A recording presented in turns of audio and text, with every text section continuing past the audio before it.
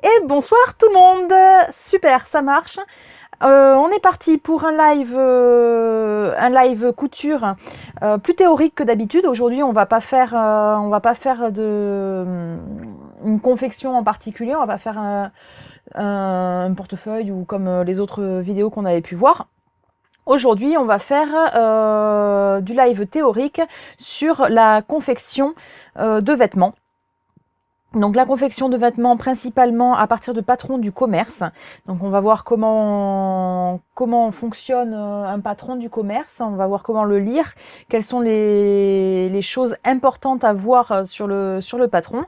Et ensuite on verra également l'utilisation d'un mannequin de couture. On me l'a beaucoup demandé, même si vous verrez qu'il n'y a rien de sorcier, rien de compliqué, il n'y a rien de si important que ça à savoir au final sur l'utilisation d'un mannequin. Par contre, c'est une aide précieuse quand vous allez faire vos propres vêtements. Voilà. Donc on va commencer aujourd'hui avec l'utilisation des patrons du commerce. Je vais vous montrer deux types de patrons. Donc vous allez voir deux types de patrons. Hop, je les attrape. Je vais vous montrer des patrons qu'on achète à l'unité. Donc c'est bientôt Halloween, j'en ai pris un de déguisement tant qu'à faire. Donc hop, je vous le montre. Donc ici, c'est un patron Simplicity. Il y a plusieurs marques de patrons. On a des Simplicity, des Burda, des McCall.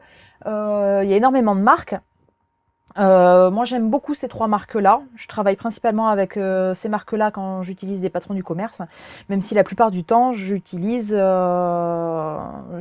mes propres patrons puisque ceux-là ne sont pas commercialement autorisés. C'est des patrons juste pour une utilisation personnelle. Donc on va voir les patrons qu'on achète comme ça à l'unité. Et ensuite, on va voir également, donc j'ai pris hop, un patron de magazine, magazine type ici c'est Burda. Il y a Octobre également qui existe en magazine. Puis il y a Couture Facile, il y en a plusieurs aussi, plusieurs marques. Donc là aujourd'hui on va voir Burda. C'est important de voir la différence entre ces deux patrons puisque dans les patrons qu'on achète à l'unité, le patron est imprimé seul en fait. Donc vous avez les pièces bien distinctes. Là où on a une difficulté sur les patrons du commerce en magazine, c'est qu'ils sont tous les uns sur les autres et donc il faut un peu déchiffrer et jouer de la carte routière. Vous allez voir, pour ceux qui en ont jamais vu, c'est assez sympathique. Et ensuite, après, on regardera au niveau du mannequin de couture. Mais vraiment, là, il n'y a rien de trop compliqué. Mais je l'ai déjà dit, je crois, je me répète. Ok, donc je vais vous montrer. On va commencer par le plus simple, le patron. Le patron qu'on trouve en pochette, le patron qu'on trouve tout seul. Hop. Donc, ce patron-là, en général, il est composé, on a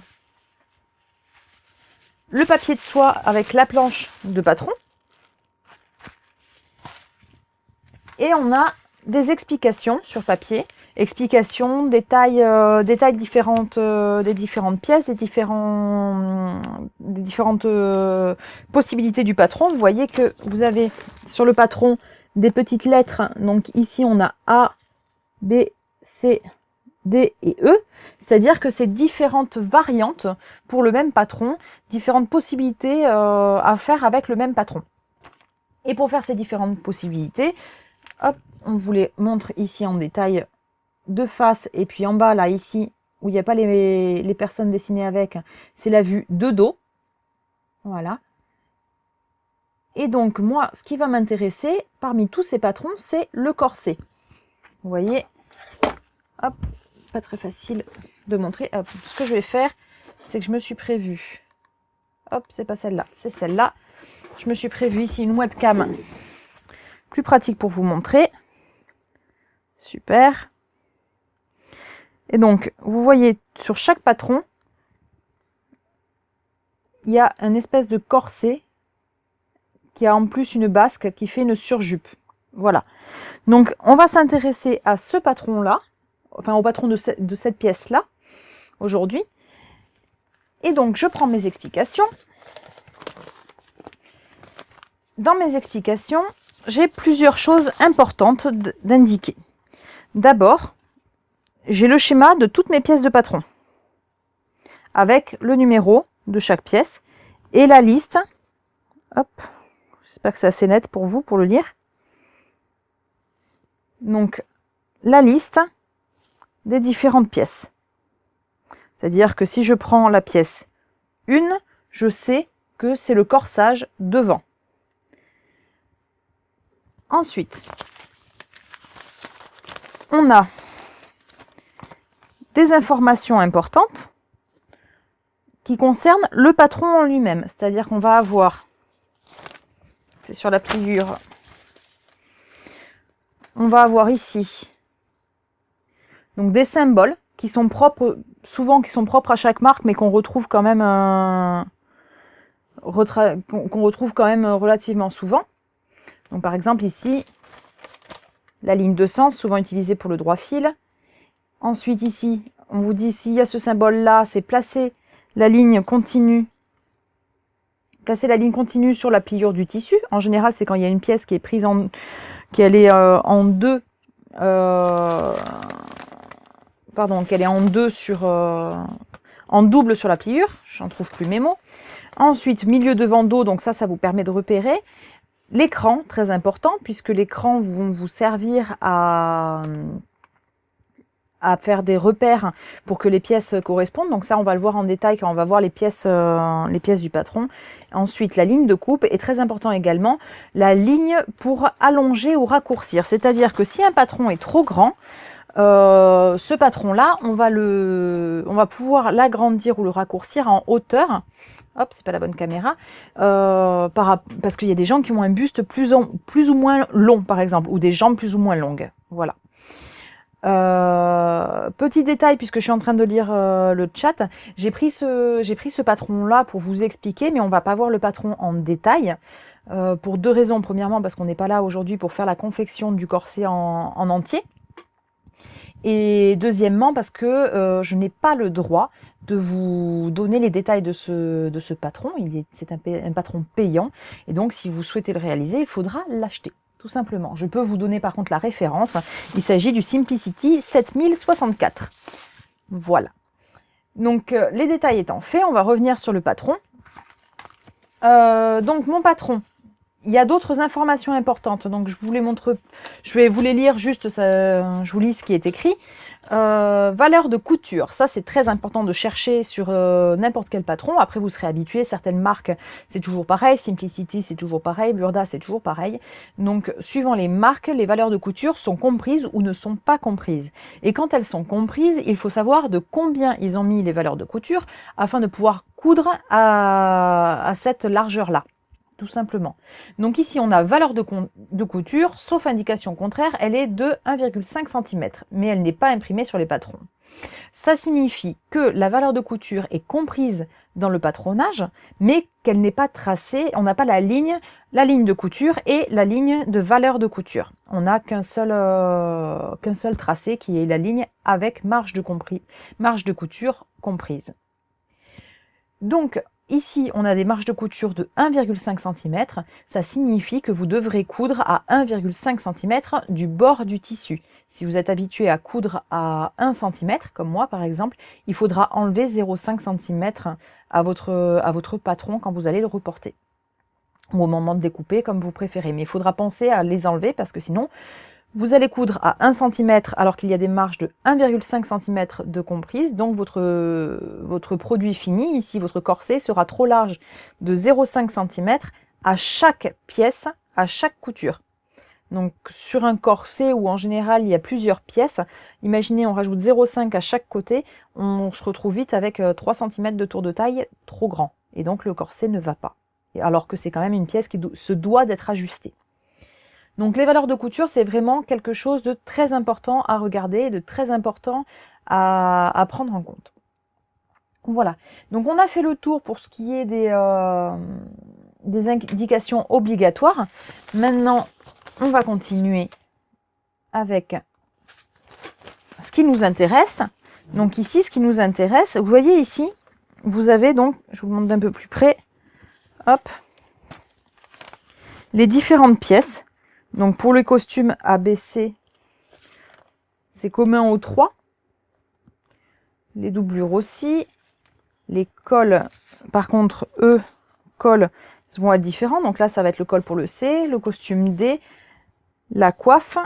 Et moi, ce qui m'intéresse, donc, c'est pas le costume, c'est le corset.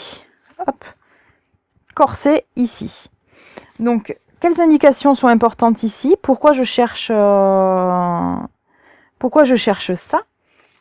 Je cherche ça parce que ici, il me dit utiliser. Alors, c'est pas facile de le lire à la webcam. Je ne sais pas si vous arrivez à bien le lire, vous, mais de toute façon, je vous le lis. Donc, on vous dit utiliser les pièces 12, 13, 14, 15 et 16. C'est-à-dire que dans mon patron, comme je vous le montrais tout à l'heure ici, j'ai la liste de toutes les pièces. Je vais pas, comme je veux faire que le corset, je ne vais pas refaire toutes les pièces. Je ne vais faire donc que les pièces 12, 13, 14, 15 et 16. C'est-à-dire corset devant, découpe devant, corset dos, basque devant et basque dos. Je n'ai besoin que de ces pièces-là. Donc ça, je me le note dans un coin, je me le garde pas trop loin. Et maintenant, on va passer au patron en lui-même. Alors, j'ai triché un petit peu, c'est-à-dire que je l'avais déjà préparé. Déjà chercher mes pièces. Alors, sur ce patron-là,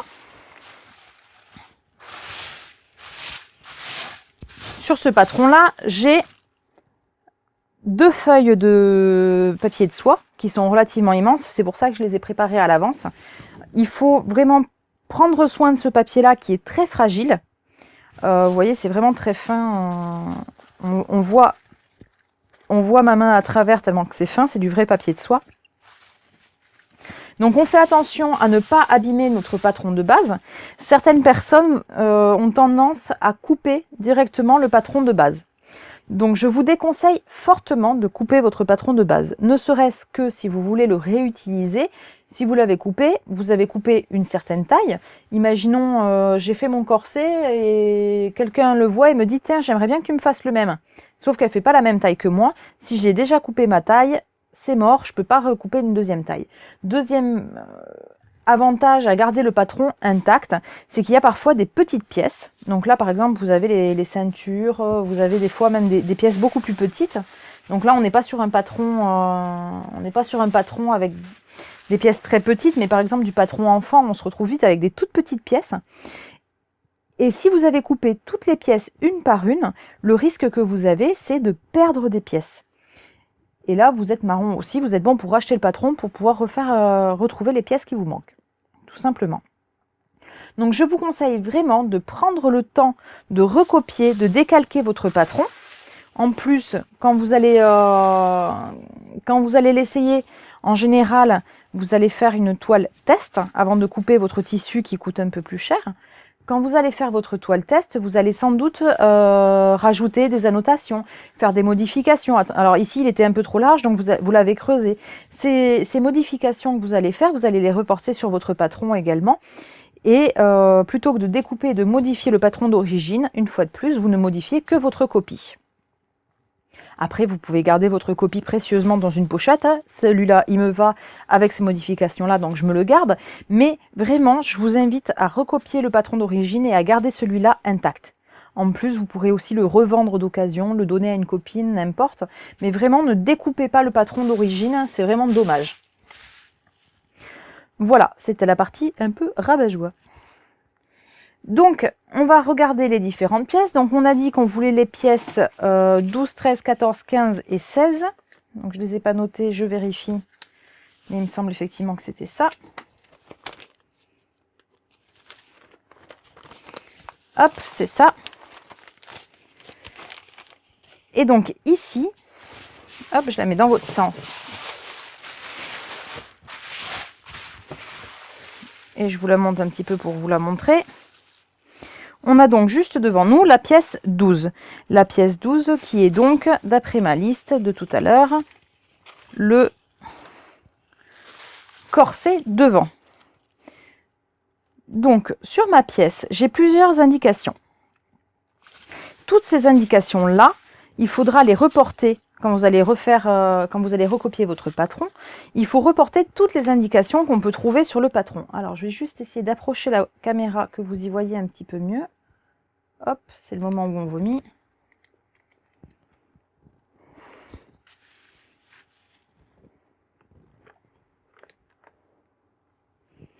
Hop, mais si tu tiens.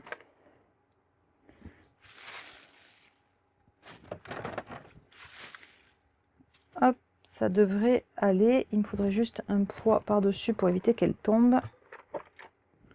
Voilà, parfait. Donc, alors j'ai pas mal de retours de problèmes de lag. N'hésitez pas à faire du contrôle F5, je suis désolée. Apparemment, ça a un peu de mal ce soir, ne serait-ce que le compteur s'actualise toujours pas. Donc du coup, j'ai ma pièce. J'ai ma pièce qui est là. Donc vous voyez, on a le nom de la pièce, donc devant de corset, on est d'accord. Ensuite, on nous dit qu'il nous en faut couper 2 dans du tissu. Ensuite, couper 2 dans de l'entoilage et couper 2 dans de la doublure. Ça veut dire que cette pièce-là, au final, il me la faudra en 6 fois. Il y a vraiment beaucoup de bugs, je suis désolée. Ensuite, dans les autres indications qu'on a, ici, vous voyez, on a plusieurs traits. Et à côté de chaque trait, on a un petit numéro. Ici, j'ai 14, 16, 18, 20. Les Simplicity sont des patrons américains. Donc, ils ont les tailles américaines. Ils ne sont pas en 36, 38, 40, etc. Ils sont en taille américaine. Et donc, le 14 correspond à une taille 40 et le 20 correspond à une taille 48. Donc, ici, mon patron va du 40 au 48. Il est disponible aussi dans les tailles en dessous. Je crois qu'il est du 36 au 40. 42, je ne sais plus. Donc ici, on a les différentes tailles. Moi, je veux le faire en taille 44. Le 44 correspond à la taille 14. Donc, il faudra que je suive cette ligne-là pour les lignes où il y a plusieurs chiffres. Donc, ma taille, ce sera la ligne 14. Ensuite, alors, c'est en pouces, les tailles américaines. Je ne sais pas à quoi elles correspondent. 14, 16, 18, 20, je ne sais pas. Si c'est des pouces ou... sincèrement, je ne sais pas du tout à quoi elles correspondent. Donc, c'est juste... il faut juste savoir la correspondance. Après, sur la pochette du patron, alors on l'a noté en français, donc 42 à 48, et en dessous US 14 à 20. Donc il suffit de le savoir et de faire la correspondance nous-mêmes. C'est pas plus compliqué que ça à ce niveau-là. Donc pour reporter ma pièce, ensuite, qu'est-ce que j'ai d'autre d'important à savoir qu'il faut que je reporte, pardon. On a ici les petits triangles. Les petits triangles, ce sont des crans de montage, ce qu'on appelle des crans de montage. Il faudra les reporter sur ma pièce et il faudra les reporter également sur le tissu, les crans de montage, puisqu'ils vont vous servir à monter correctement vos pièces, surtout les pièces arrondies. C'est souvent qu'on en a sur les manches et sur les emmanchures aussi, des crans de montage. C'est-à-dire que sur la pièce qui vient à côté, donc là on est sur le corset devant, donc la pièce qui vient à côté, ça sera le corset dos. Sur la pièce corset dos, il y aura également 2 petits triangles. Et il faudra que je mette au moment du montage du corset, mes 2 petits triangles, il faudra les mettre l'un face à l'autre, tout simplement. Ça me permettra d'avoir un corset qui sera parfaitement ajusté, puisque les repères devront être parfaitement en face. J'ai un cran de montage également en bas, je le reporterai également, puisque le cran de montage en bas va me permettre à ce que la basque qui vient en dessous soit parfaitement centrée par rapport au devant, tout simplement. Pour le 44, c'est 16, pas 14. Oui, tu as raison, il va du 42 à 48, pardon. Donc oui, si je veux faire le 44, je suis le 16. Merci. Pardon, je suis dans mon truc. Effectivement, c'est important de ne pas se tromper de ligne et de se concentrer pour le faire. Donc du coup, mes repères de montage, ils sont là et là, donc je les reporterai sur mon patron. Et enfin, on a ici à reporter les petits ronds qui vont correspondre aux œillets. C'est les emplacements où je mettrai les œillets sur mon corset une fois fini.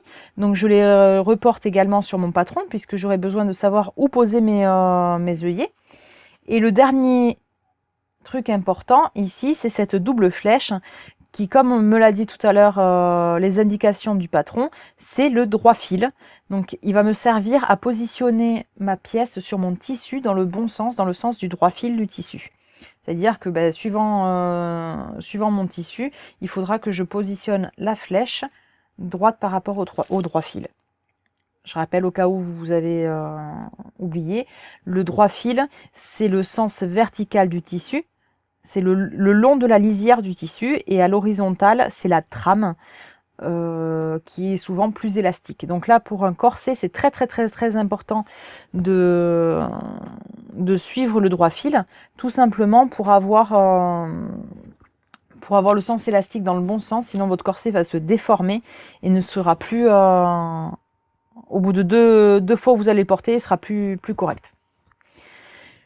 Ok, donc on va se reporter notre pièce. Alors, pour reporter vos pièces, vous pouvez utiliser au choix du papier de soie, c'est la méthode traditionnelle. Moi, c'est ce que je fais, j'utilise du papier de soie. Vous pouvez utiliser également du papier, de la nappe en papier, pardon, de très basse qualité. Plus elle est basse qualité, plus elle est fine, mieux vous verrez à travers et mieux ce sera. Vous pouvez utiliser aussi du film plastique transparent et écrire dessus avec un feutre indélébile. Le film transparent, vous avez plusieurs sortes. Vous avez du couvre-livre, des bâches de peintre, de jardinage. Voilà, vous pouvez utiliser tout ce que vous voulez. L'important, c'est que vous soyez à l'aise sur le support, que vous puissiez le garder dans le temps, c'est important. Si vous voulez refaire votre patron, vous avez travaillé une fois à le reporter. Alors là, on est sur des patrons simples à recopier, mais quand vous allez voir tout à l'heure, quand on va faire sur le magazine Burda, une fois qu'on l'a recopié, on est content, on le garde précieusement. Voilà. Donc moi, j'utilise du papier de soie, parce que je suis vieux jeu et que je suis habituée à utiliser le papier de soie, tout simplement. Donc on se le met bien à plat. Là, on a une pièce qui n'est pas trop grande. Donc, il n'y a pas trop de soucis. Quand vous avez des grandes pièces, n'hésitez pas. Alors, moi, j'utilise mon aimant à aiguille. N'hésitez pas à mettre des poids tout autour pour éviter qu'il ne bouge. Et ensuite, tout simplement, je vais repasser mes traits.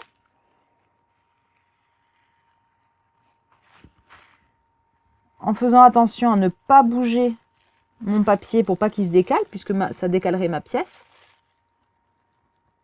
Donc, là, je recopie mes traits qui sont communs à toutes les tailles. Comme ça, au moins, ceux-là, ils sont faits.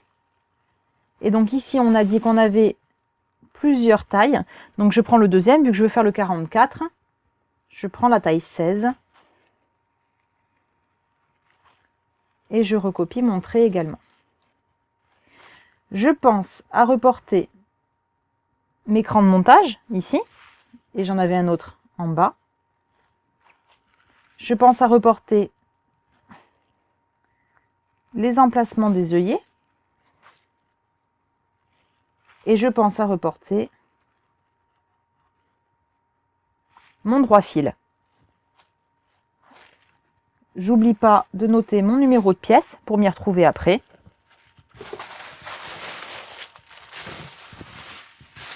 Et voilà. Ma pièce est reportée. J'ai plus qu'à la découper. Et ensuite, c'est cette pièce-là que je vais épingler sur mon tissu pour découper mon tissu.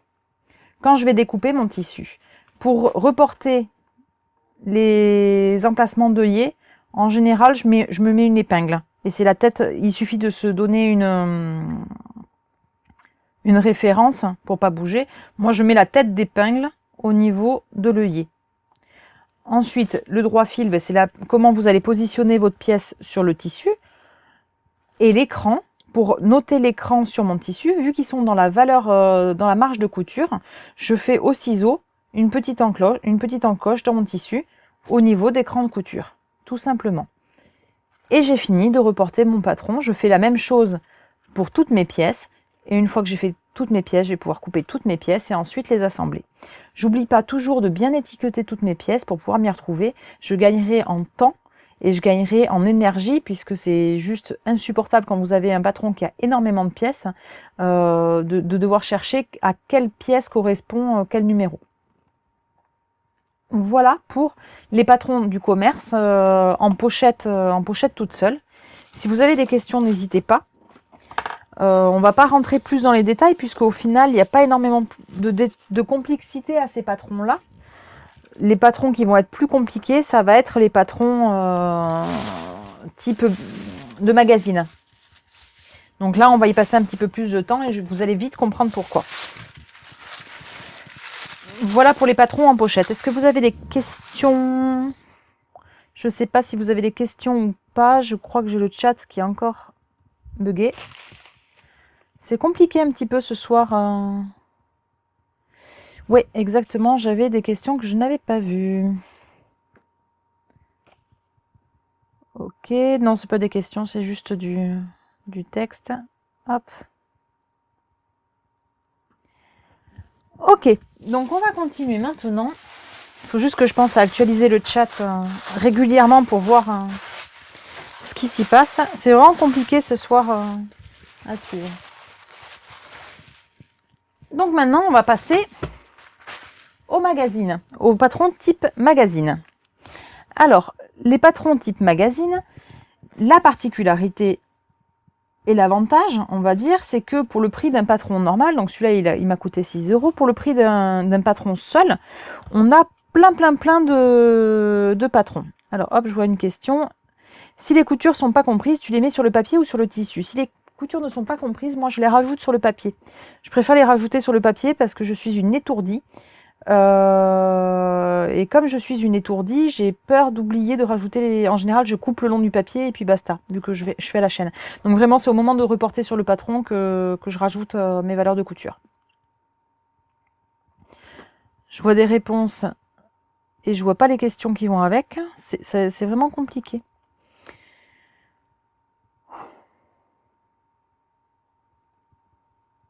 Oui, donc question, sans l'écran, qu'est-ce qui se passe? Eh bien, sans l'écran, je ne vais pas réussir à monter correctement mes différents côtés face les uns aux autres. Et donc, les coutures ne tomberont pas exactement l'une en face de l'autre. Et ma réalisation ne sera pas parfaitement symétrique, ne sera pas correctement montée. L'écran de montage, autant sur quelque chose de droit, ils sont importants, mais on peut s'en passer. Par contre, il y a un endroit où on ne peut absolument jamais s'en passer, c'est sur les emmanchures. Tout simplement parce qu'une emmanchure, vous avez plusieurs crans de montage, en général à cet endroit-là et la même dans le dos. Et au niveau du cran de montage, si je me mets sur la caméra... voilà, c'est mieux. Au niveau, vous voyez ici, sur la tête de manche,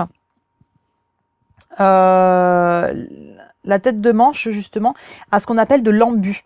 L'embu, c'est-à-dire que la tête de manche est légèrement plus grande, plus haute que l'emmanchure.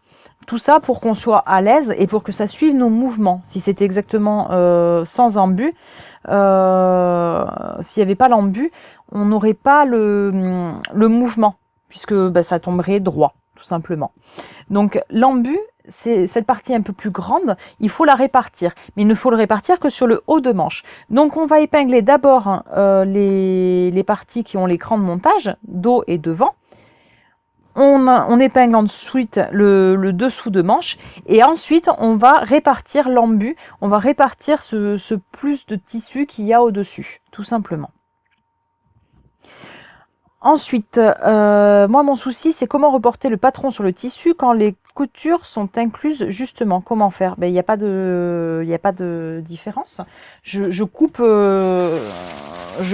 l'exacte réplique de mon patron. Et ensuite quand je vais coudre, alors hop, je change à nouveau de caméra. Donc je vais couper l'exacte réplique dans mon tissu, je coupe le même. Je mets mes crans. Donc je fais des petites entailles au ciseau pour mes crans de montage. Je mets mes épingles pour repérer mes œillets. Et ensuite, je coupe exactement la même pièce. C'est au moment de coudre, quand je vais épingler mes pièces l'une à l'autre. Là, je sais que j'ai 1,5 cm de valeur de couture. Donc au moment de coudre, je trouve pas mon réglé, j'ai dû le ranger. Hop, on va prendre une petite règle. Donc au moment de coudre, je vais régler ma machine. Je vais suivre un repère qui sera à 1,5 cm du bord. Et donc je vais assembler mes pièces en cousant ici à 1,5 cm du bord, puisque c'est la valeur de couture qui est comprise dans mon patron, tout simplement.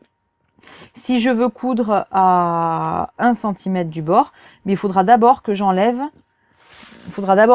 à mon patron 0,5 pour qu'il n'y ait plus que 1 cm de marge de couture. Donc là, je suis en train de tracer au crayon ma pièce sans les valeurs de couture. Hop.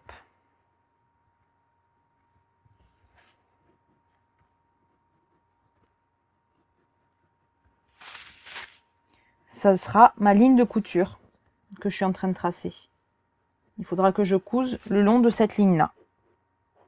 Si vous n'êtes pas à l'aise avec le fait de coudre à 1,5 cm du bord, ben, il suffira tout simplement de tracer sur votre envers du tissu, attention jamais sur l'endroit, donc tracez sur l'envers du tissu votre ligne de couture et vous cousez directement sur cette ligne de couture, tout simplement. J'espère qu'il n'y a pas d'autres questions que je rate. Je dois actualiser relativement souvent moi aussi. C'est compliqué ce soir. Ça bug. Donc voilà pour le patron. Je vous le remontre en entier correctement. Voilà. Donc là, j'ai mon patron avec le premier trait qui est ma ligne de couture et le deuxième trait qui est la pièce avec les marges de couture.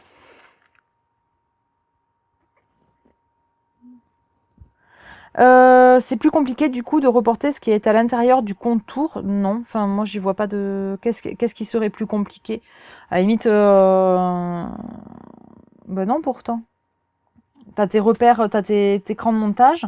Tu mets tes repères pareil avec une épingle, avec un point de crayon, etc.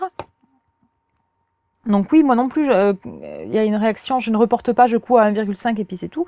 Oui, ben oui, mais là, c'est chacun qui fait comme il préfère. Moi, personnellement, je recoupe à 1 cm.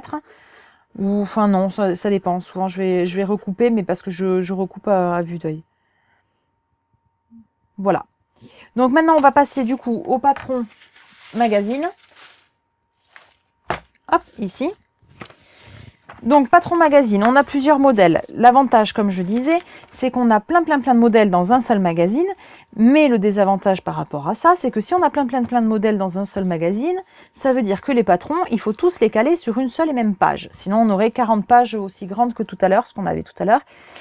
Donc, ils sont tous les uns par-dessus les autres. Et c'est là que ça devient une véritable carte routière au niveau du patronage. Hop, je vous montre ça. On va le voir plus en détail tout à l'heure. Mais en gros, il faut attraper un GPS pour pouvoir s'y retrouver. Voilà. Donc, tout d'abord, on sélectionne le modèle qu'on veut faire. Hop, il a vécu mon pauvre petit magazine. Aujourd'hui, j'ai envie de m'intéresser à ce modèle-là. Donc ce modèle-là, j'ai une indication ici juste à côté avec le nom du modèle, donc top drapé et son numéro 113. Alors, comment cranter si la couture est au-dessus? Le cran, c'est juste du cran de montage, celui-là. Donc tu crantes dans le bord de ton tissu, dans la marge de couture, et tu mets tes repères l'un au-dessus des autres, tout simplement. C'est pas plus compliqué que ça. Le cran, c'est juste un repère. Si j'attrape, hop, une chute de tissu. J'attrape juste une chute pour vous montrer l'écran. Admettons, cette pièce-là, c'est mon dos et cette pièce-là, c'est mon devant. Quand j'ai fait des crans, tout à l'heure, quand j'ai découpé mes pièces,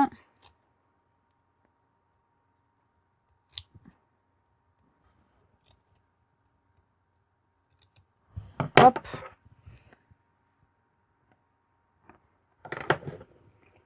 Quand j'ai découpé mes pièces, j'ai fait mes crans dans les valeurs de couture. Donc, quand je vais assembler mes deux pièces ensemble, donc mon dos et mon devant ensemble.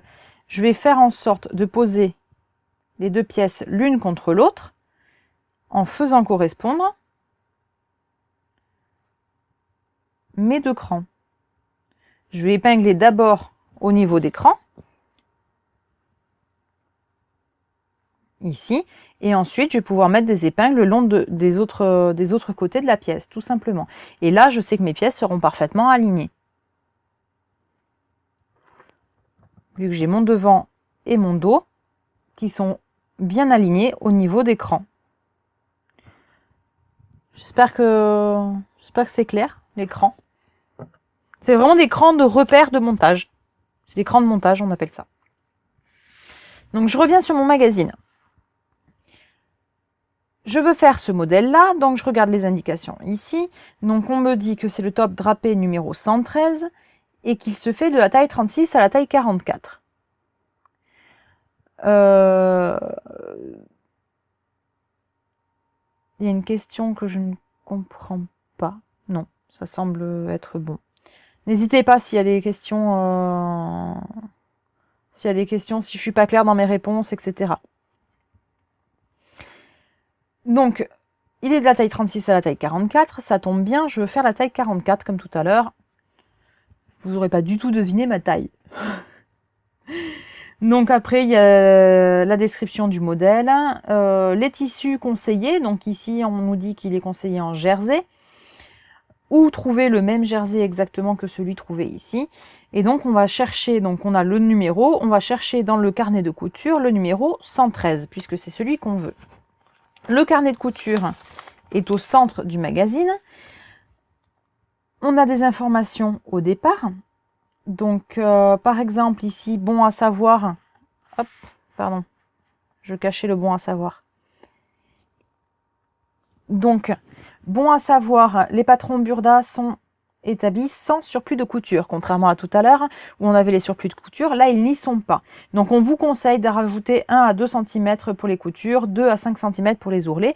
Donc là c'est à vous de décider combien de valeurs de couture vous allez rajouter en fonction de où vous allez faire vos coutures. Donc moi en général je conseille 1 cm pour les coutures normales, et ça dépend de l'ourlet, si vous voulez un ourlet large ou non, mais en général, moi je mets 2 cm pour avoir 2 replis de 1 cm tout simplement. Donc ensuite, on part en continu. Ici, vous avez un résumé de tous les modèles présentés dans le magazine. Donc on vérifie si on trouve le nôtre. Oui, il est là, numéro 113. On nous rappelle qu'on peut le voir page 30, donc ça c'est la photo qu'on a vue tout à l'heure. Et donc on va aller chercher. Ensuite, vous avez les numéros, vous avez toutes les explications et de tous les modèles, et ils sont tous numérotés avec leur numéro dans le magazine. Donc on va aller chercher le 113, qui est celui qui nous intéresse, et il est ici. Hop. Donc t-shirt numéro 113, on nous rappelle qu'il est en taille 36, 38, 40, 42, 44. Avec une longueur dos d'environ 68 cm. Alors la longueur dos, elle est importante. Elle est importante parce que on a, comme je le disais tout à l'heure, on n'a pas tous la même hauteur de buste, et donc si vous avez un buste très haut ou au contraire très petit, il faudra sans doute adapter la longueur de buste. Là, on est sur une taille prête à porter, sans aucune modification. Donc ensuite, on va nous dire métrage et fourniture, donc combien il nous faut de tissu. Je ne sais pas si vous y voyez. Hop, vous y verrez peut-être mieux si je me mets. Il est où? Il est là. Hop. Ouais, ça reste flou. Donc métrage, on nous dit combien il nous faut de jersey, on nous dit qu'est-ce qu'il faut comme matériel, donc de la vlisseline, une aiguille jumelée, tissu conseillé, donc on va vous dire jersey stretch fin, n'utilisez que du jersey élastique pour ce modèle. Ça c'est très important, n'utilisez vraiment que du jersey élastique, ça veut dire que le modèle est taillé pour être extensible. Si vous le taillez dans un tissu qui n'est pas extensible, vous ne pourrez pas le mettre ou vous serez mal à l'aise dedans. Ensuite, on vous dit préparation du patron et de la coupe, surplis de couture, et on vous dit la coupe, qu'est-ce qu'il faut couper. Donc on vous dit qu'il faut couper les pièces 21 à 25, 21, 22, hop, qu'on retrouve ici. Et comme tout à l'heure, on a la liste des pièces, donc un devant qu'il faut couper dans la pliure du tissu une fois, un dos dans la pliure du tissu, la parmenture d'encolure devant dans la pliure du tissu, parmenture d'encolure dos dans la pliure du tissu, et les manches qu'il faut couper 2 fois. Et on nous dit d'entoiler les pièces en gris sur le plan de coupe. Le plan de coupe, on le retrouve, hop, tout en bas. On vous dit qu'il y a un plan de coupe suivant si c'est les tailles 36-38 ou 40 à 44. Et vous voyez, il y a des pièces qui sont grisées. Ce sont uniquement ces pièces-là qu'il faudra entoiler. Ensuite, on va s'intéresser au patron en lui-même. Ici, on nous dit que le patron est tracé en bleu, planche C. Donc ça va être pour retrouver notre patron dans la carte routière de tous les patrons emmêlés les uns aux autres. Et on nous met la légende du tracé en fonction des tailles. Chaque taille sur ces patrons-là ont un trait différent. Donc nous, on veut faire la taille 44, donc c'est cette espèce de petite vague, et ce sera la plus grande taille de toute façon, donc on va avoir du mal à se tromper. Donc on va maintenant aller chercher sur le patron complet les pièces 21 à 25 sur la planche C et le tracé en bleu. J'attrape donc mon patron et on va déjà aller chercher la planche C. Hop, j'ai le site qui a bugué, moi aussi encore. Hop. Donc mes planches sont toutes... Ici j'en ai 4 en fait, 2 par côté. Hop. Et en haut de chaque planche, j'ai du mal à vous montrer. Vous voyez, je sais sur quelle planche je suis. Donc là je suis sur ma planche C. Maintenant que je suis sur ma planche C, déjà je vais essayer de remonter un peu la caméra. Là, parfait. Je suis sur la planche C. Hop. Sur ma planche C, donc j'ai tous mes tracés les uns sur les autres mélangés dans un espèce de bazar pas possible. Et il va falloir que je retrouve donc mes pièces 21, 22, 23, 24, 25. C'est bien ça, 21 à 25. C'est bien ça. Pour les retrouver dans tout mon bazar, mes pièces bleues 21 à 25, je vais d'abord regarder le haut du patron. Et vous voyez, vous avez les numéros en haut, là, sur la ligne en haut. Ils correspondent au patron qu'on retrouvera en dessous. Donc, si je prends par exemple pour la pièce 21, donc je cherche mon numéro 21 bleu, vu qu'on veut les tracés bleus de la planche C. Donc je suis sur la planche C, je cherche le numéro 21 bleu. Ce numéro en haut signifie que le 21 va être à la verticale en dessous. Mon 21 est ici. Le numéro est toujours au-dessus d'un tracé de la pièce. Il est toujours situé à un endroit sans ambiguïté. Et donc ici, mon numéro 21, j'ai plus qu'à suivre ensuite la ligne qui lui correspond. Donc je vais faire ensuite le tour de ma pièce en suivant cette ligne-là. Donc mon 21, il continue là. Donc là, j'ai plusieurs traits, vous voyez, qui correspondent à cette pièce-là. Donc je vais noter le trait avec l'espèce de vague. C'est le trait qui correspond à ma taille, à la taille que je veux faire, donc le 44. Ensuite, il continue ici. Là, pareil, il y a plusieurs tailles. Donc je prends celui avec les vaguelettes qui correspond à la taille 44. Et je continue ma pièce.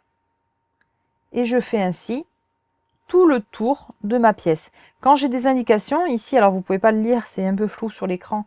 Ici, c'est indiqué droit fil. Je le reporte quand je recopie mon patron. Je vais reporter toutes les indications que je vais avoir apparaître sur la pièce. Donc je continue le tour de ma pièce. Ici, j'ai l'indication, un petit trait, et c'est marqué taille. Ça va être quand je vais pouvoir essayer ma pièce, ma toile test, si j'en fais une, ou mon produit fini. Il faut que ce repère-là tombe au niveau de la taille sur le corps. Je continue. Indication pliure du tissu milieu devant. je le reporte sur mon patron, quand je recopie. Je continue. Alors ça, je vous conseille, là je suis sur un bureau qui n'est pas fait pour le patronage. Moi je me mets sur la table du salon quand je reporte mes patrons. Une grande table, être le plus à plat possible pour avoir une meilleure vue d'ensemble possible. Donc je continue. Ici j'ai un trait qui part. Donc je vais regarder qu'est-ce que c'est que ce trait. Et là, sur le trait, j'ai une indication qui dit modèle 113. Ça signifie que le patron est utilisé pour plusieurs modèles différents. Et effectivement, le patron est utilisé ici pour le modèle 113 qui est le t-shirt, mais il est utilisé aussi pour le modèle 114 qui est une robe. Donc moi, c'est le modèle 113 que je veux faire, donc je vais m'arrêter à cette ligne-là. Je ne vais pas continuer. Vous voyez, ça peut continuer en dessous, mais c'est parce que c'est la longueur pour aller faire la robe. Donc, je continue celui-là.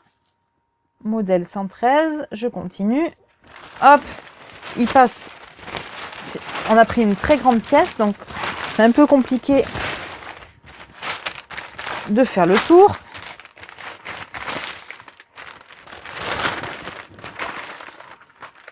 Donc on était là, on arrive ici. Et donc là, je vais prendre la pièce, le trait, chez les différents traits qui correspondent aux différentes tailles. Donc je prends le trait de ma taille, qui est la plus grande. Hop, on continue, on remonte, on remonte.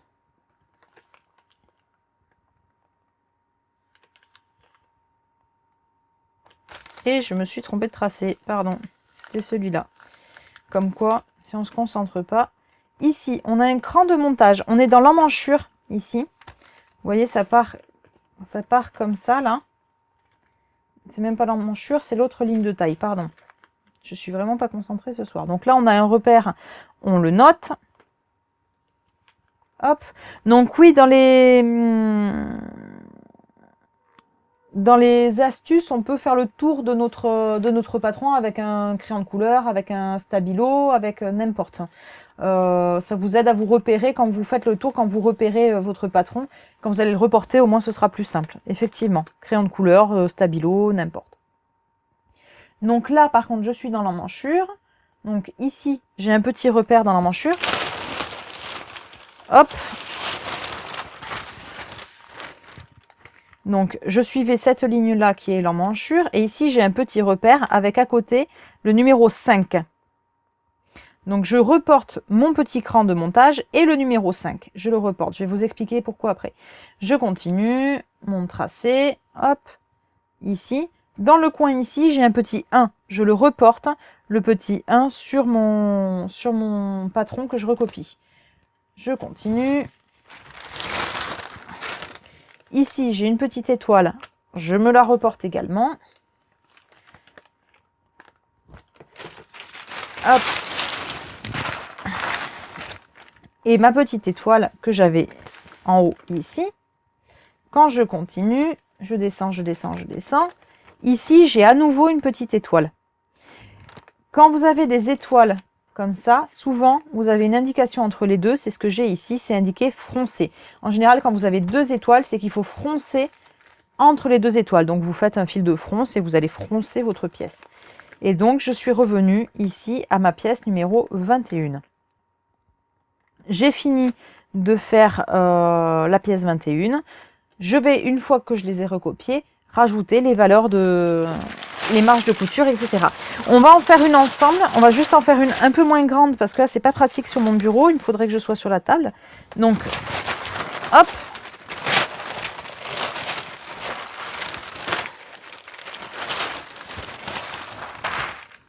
Donc, une pièce moins grande, une pièce moins grande. On va avoir les parmentures, par exemple.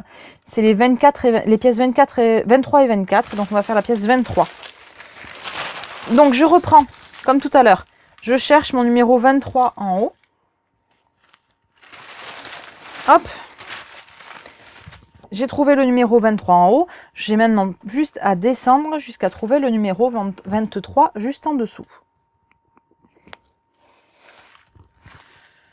Mon numéro 23. Donc, il est sur, ici, une ligne que je ne peux pas me tromper. Je prends donc la ligne en vaguelette, qui est ma taille. Attention, ici, la ligne en vaguelette, c'est la plus intérieure, le patronage. On ne se fait pas avoir, donc je suis ma ligne. Hop, ma pièce. Ici, j'ai un petit 2 dans le coin, je le reporterai. Je remonte, je suis bien ma ligne. Ici, j'ai des crans pour chaque taille, des crans de montage avec le petit 5. Vous vous souvenez le petit 5 de tout à l'heure? Donc là, on va marquer le petit 5. Hop, on continue. Ici, on a une indication. Centré, pliure du milieu du tissu, pardon, droit fil. Donc hop, ça c'est mon milieu devant, je le reporterai. Et là, on a fini le tour de la pièce. Donc on va la reporter maintenant qu'on l'a bien repérée. Donc comme tout à l'heure, je pose mon papier de soie dessus. Alors selon les marques de patron, les sigles sont souvent les mêmes ou pas forcément. Il n'y a pas de standard. Il n'y a pas de standard suivant les marques, suivant l'origine des patrons, parce qu'il y a des particularités aux patrons japonais, aux patrons américains, etc. C'est pas forcément toujours les mêmes standards, mais en général, vous avez une indication. Quand c'est pas du standard, vous avez des indications qui vous le diront, soit dans les explications, soit dans un lexique qu'il y a avec le patron, comme tout à l'heure sur le Simplicity, au tout début, je vous ai montré, vous aviez des lignes, la double flèche, ça veut dire que c'est le droit fil. Après, on retrouve un peu les mêmes sigles. Par exemple, le droit fil, vous aurez toujours une grande flèche qui vous indiquera le droit fil. Vous aurez les fronces, c'est souvent des astérix et il faut froncer entre les deux astérix. Les crans de montage, c'est soit des petits triangles, soit ici par exemple c'est des petits traits. Comment reporte-t-on les pinces sur le tissu pour respecter le V? Pour reporter les pinces, on les reporte de la même façon qu'elles sont notées. Quand tu vas découper ta pièce, soit tu découpes ta pince pour pouvoir la tracer dans ta pièce, soit tu peux faire ce qu'on appelle la technique tailleur, c'est-à-dire passer un fil à bâtir par exemple à grands points. Tu couds le long de ta pince à grands points, juste le long du tracé, et tu coupes les fils après et il te reste juste les fils en surface. Donc ça c'est la technique tailleur pour marquer. Et ça te permet de marquer par exemple les pinces, les emplacements de poches, ça permet de marquer, on peut faire les emplacements de boutons ou les emplacements de, comme tout à l'heure, d'œillets. On peut les faire avec juste un fil à bâtir qu'on coud à grands points pour noter les emplacements. Donc je vais reporter ma pièce du coup. On voit très bien à travers le papier de soie, j'ai la remarque, oui, on voit très bien à travers le vrai papier de soie, on voit très bien à travers. Donc comme tout à l'heure, je pars à partir de mon numéro, donc ici mon petit 23, et je suis bien la ligne qui correspond à mon patron. Hop, ici, dans le coin, j'ai un petit 2, je le reporte. Je vous explique juste après à quoi il sert le petit 2. Enfin, à quoi ils servent les petits repères. Ici, j'ai mon cran de montage. Donc, chez Burda, c'est pas des crans sous forme de triangle, c'est juste un petit trait. Et il y a un numéro associé à ce trait-là, le petit 5. Le même qu'on avait tout à l'heure. Qui vous donnera une indication de à quoi servent les petits numéros.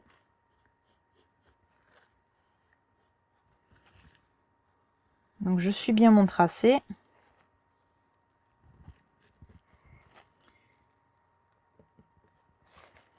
Donc ici, c'est indiqué droit fil, donc je me le note. Et milieu devant.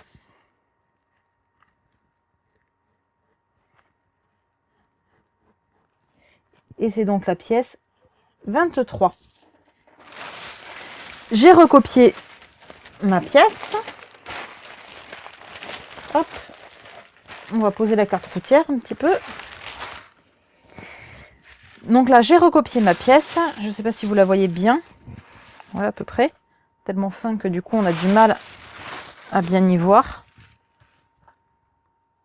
Donc j'ai ma pièce numéro 23 avec ici mon droit fil milieu devant, c'est-à-dire que la pièce en fait c'est la parmenture là devant et elle viendrait se positionner dans ce sens-là. Avec ici l'emmanchure qui a donc mon cran de montage comme tout à l'heure. Le cran de montage avec mon petit numéro 5, c'est le fameux cran de montage pour monter ma manche, tout simplement. Sur ma pièce de manche, on va aller chercher, donc la pièce de manche, c'est la pièce numéro 25. On va pas la recopier, je vais juste vous la montrer. Hop, elle est là. Donc j'ai ma pièce numéro 25, elle est en dessous, hop, elle est de l'autre côté.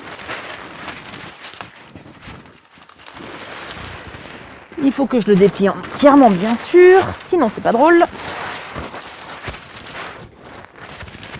Donc j'ai mon petit 25, il est là.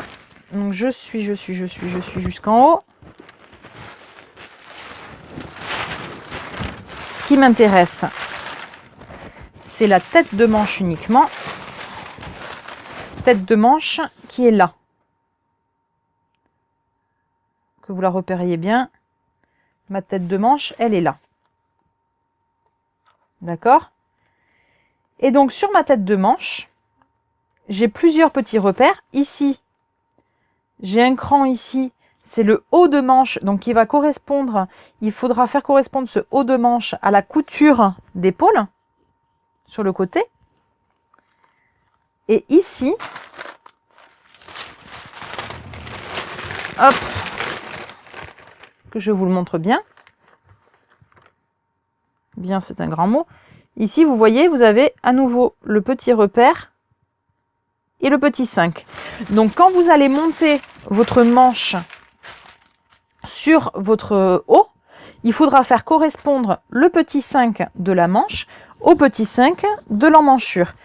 Le petit cran ici de la tête de manche avec la couture d'épaule en haut.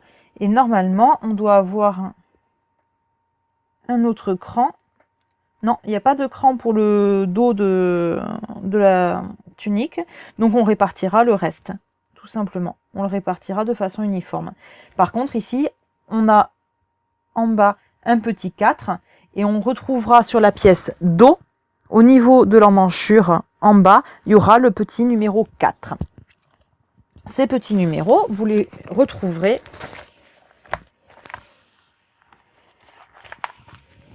hop. Comment savoir qu'on a bien pris tous les petits repères? Tous les repères importants sont notés sur la miniature du patron chez Burda. Alors, c'est pas partout pareil. Vous avez vu tout à l'heure sur Simplicity, sur la miniature, ils n'y étaient pas. Mais là, par contre, alors c'est flou, j'ai du mal à vous le montrer de façon nette, le plus nette possible. Mais on a tous les petits repères. Donc là, j'étais sur cette pièce-là tout à l'heure. Donc là, j'ai mon petit 5. On retrouve le petit 5 ici sur la manche. Et on va retrouver le petit 5 ici sur la pièce devant. On retrouve le numéro partout. Et donc, il faudra que la pièce devant, sa parmenture et la manche, le petit 5 doit être au même endroit sur les 3 pièces. Il faut que les 3 soient épinglés pile poil au même endroit, tout simplement. On a le droit fil qui est indiqué, par exemple sur la manche. Là, la grande flèche, c'est pour dire qu'il faut le tracer sur le droit fil. Le dos est avec un pointillé ici, c'est qu'il faut plier en deux la pièce. C'est une seule pièce pliée en deux. Donc pour le devant, pareil aussi. On coupe sur la pliure donc. On retrouve, alors là par contre, vous le voyez très mal. Ouais, vous voyez juste un trait, vous, à l'écran. Ici, là, vous voyez un deuxième trait en dessous. En fait, c'est les deux petits astérix et c'est ce qu'il faut froncer. Non, pardon, c'est là. Oh la vache. Là. Vous voyez juste les deux points, ici et ici, ce sont les astérisques. Là, on a l'écran de repère, ici, pardon, et les petits numéros, le petit 4 qu'on retrouve ici et ici, comme tout à l'heure. Donc, tous ces petits repères-là, en fait, ces chiffres, tu les marques comment sur ton tissu? En donnant un coup de ciseau aussi? Alors, les chiffres, je les note pas sur mon tissu, je les garde sur mon patron que j'ai recopié. Les chiffres, de toute façon, quand je vais assembler, je vais garder toujours mon patron à proximité. Donc, au moment d'assembler, je vais enlever mon patron au dernier moment de ma pièce de tissu et je sais qu'il faudra que j'assemble la manche à tel endroit, à tel endroit. L'écran que je vais noter avec un petit coup de ciseau, ça va être le petit 5 qui est au milieu de l'emmanchure. Celui-là, je vais mettre un petit coup de ciseau. Et s'il y a d'autres petits repères. Ceux qui sont en extrémité dans les coins, comme tout à l'heure, notre pièce qu'on a faite ici. Hop. Quand j'ai fait ma pièce tout à l'heure, il y avait un petit 2 ici. Celui-là, je ne vais pas le noter sur mon tissu. Je vais juste le garder en tête sur mon patron. Je sais qu'ici, il y a le 2. Il faudra qu'il corresponde au 2 de la... On a le 2 dans le coin ici de la pièce parmenture devant et on l'a aussi sur la parmenture dos. Il faut que les deux correspondent ensemble, tout simplement. Les boutonnières, c'est exactement pareil que les boutons pression, que les œillets, etc. Pour les repérer, soit on peut se mettre une épingle, soit on peut les tracer avec un petit coup de fil. Comme je disais tout à l'heure, on les marque juste avec un fil. Pardon, avec un point large, on fait une croix au niveau du bouton et on fait une ligne au niveau de la boutonnière.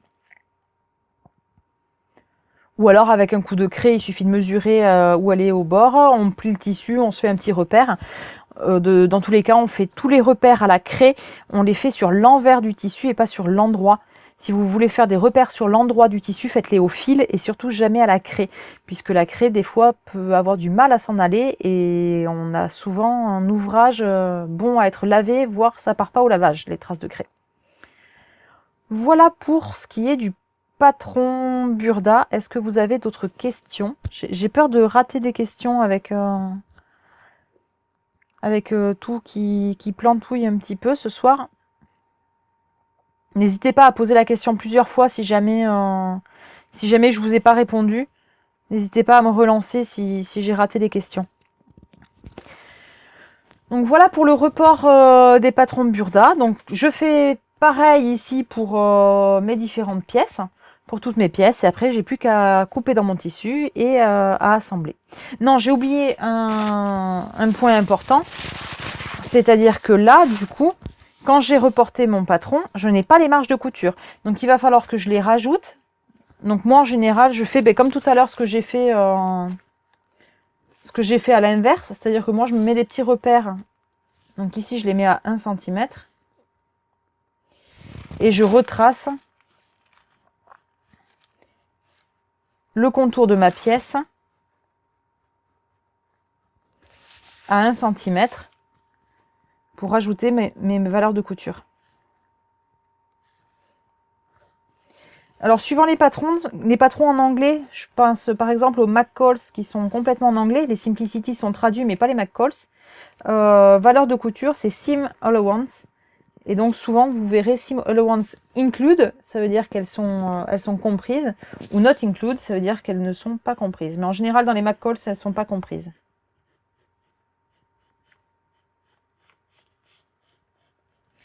Hop. Donc là, je rajoute effectivement mes valeurs de couture.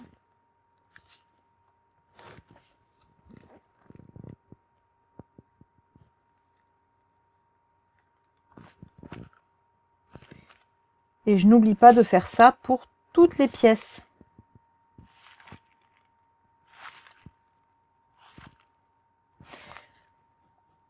Alors, il y a plusieurs techniques pour ajouter les valeurs de couture. Il y a la technique de mettre 2 crayons l'un à côté de l'autre, par exemple. Ça marche bien aussi. De scotcher 2 crayons l'un avec l'autre.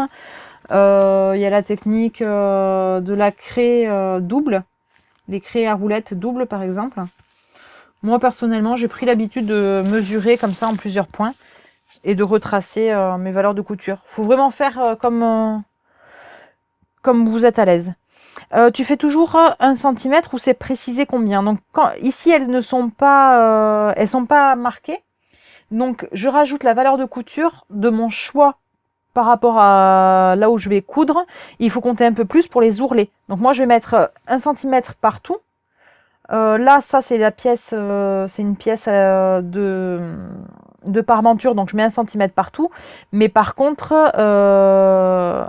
pour par exemple le bas de la tunique, là, le bas du top, il me faudra un ourlet, donc je mettrai 2 cm au niveau du bas. Est-ce qu'il faut mettre des marges tout le tour de toutes les pièces, s'il te plaît? Oui, effectivement, il faut mettre des marges partout où tu vas coudre, tout simplement. Pour par exemple, suivant comment vous allez coudre après, là par exemple le bas de ma parmenture, donc le bas qui est ici, j'étais pas obligée de rajouter une marge de couture, j'aurais très bien pu juste couper à ras, puisque moi j'ai la surjeteuse, donc le bas de la parmenture, je la surjette juste. Donc tu n'es pas forcément précise quand tu rajoutes les valeurs de couture. Moi je prends beaucoup plus de temps, je me déplace sous les 1 cm. Alors vaut mieux faire plusieurs points. On va dire que j'ai pris une habitude, j'ai l'habitude de le faire. Quand tu regardes, si tu mesures partout, j'ai 1 cm partout là. Même si j'ai pris peu de points, j'ai 1 cm partout. Mais parce que j'ai l'habitude de le faire et que c'est quelque chose que je fais aisément, on va dire. Vaut mieux se rajouter plus de points pour être sûr d'être précis. Ensuite, d'autres questions. Hop, j'en ai raté, je crois. Non, je crois que j'en ai pas raté. J'en vois pas. Hop. Pour les cols aussi, oui, effectivement, pour les cols aussi, il faut rajouter les valeurs de couture parce que ton col, il est doublé. Le col qui est doublé, il va falloir coudre le long de ton col. Et donc, cette couture-là, c'est une marge de couture également qui sera ensuite enfermée à l'intérieur du col. Donc, pour les cols également, il faut une valeur de couture. Ensuite, les craies doubles, c'est 1,5 cm minimum. Oui, effectivement. Il suffit ensuite de coudre à 1,5 cm. Mais c'est ce qui me retient, ce qui m'a souvent retenu d'en acheter des craies doubles, c'est qu'elles font pas le 1 cm. Et moi, du coup, j'ai l'habitude de coudre à 1 cm, tout simplement. Ok, mais je pense qu'on a fini pour le report de patron. Qu'est-ce que vous en pensez? Si vous avez d'autres questions. Si vous n'avez pas d'autres questions, on va passer ensuite au mannequin. Même si, comme je le disais, le mannequin va être abordé relativement rapidement, puisqu'au final, il n'y a pas énormément de choses à savoir sur les mannequins de couture.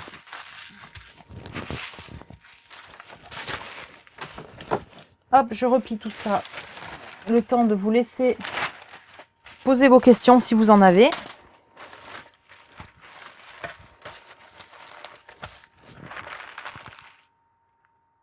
Alors, j'ai vu une question sur les boutonnières. Oui, il me semblait y avoir répondu que les boutonnières, on les traçait également. Soit on les traçait avec on traçait l'emplacement avec des épingles, soit avec un petit fil, la même technique que la technique tailleur, de tracer l'emplacement avec un fil. Je dois actualiser très souvent pour voir vos questions, c'est compliqué. Ok, et bien on va passer alors au mannequin. Donc le mannequin, hop, je vous présente, Cunégonde. Cunégonde qui est donc, hop, je me penche pour réussir à voir les questions en même temps. Cunégonde qui est donc mon mannequin de couture. Mon mannequin de couture que j'utilise tous les jours. Hop, on va remonter un petit peu, descendre un petit peu la caméra. Là. Donc Cunégonde que j'utilise tous les jours quand je travaille. Donc là, vous voyez par exemple, il y a dessus un manteau en cours et justement elle me sert principalement là à poser mon manteau quand je n'y travaille pas. Ça m'évite de le froisser, ça m'évite qu'il prenne des mauvais plis et ça me permet de voir le tombé, même s'il n'est pas encore assemblé sur les côtés. Ça me permet de visualiser déjà un premier tombé, voir s'il y a des erreurs de patronage, puisque là on est sur un manteau que j'ai patronné moi-même. Donc ça me permet de visualiser vraiment les problèmes éventuels qui pourrait y avoir. Donc on va enlever le manteau en cours, on va pas l'abîmer.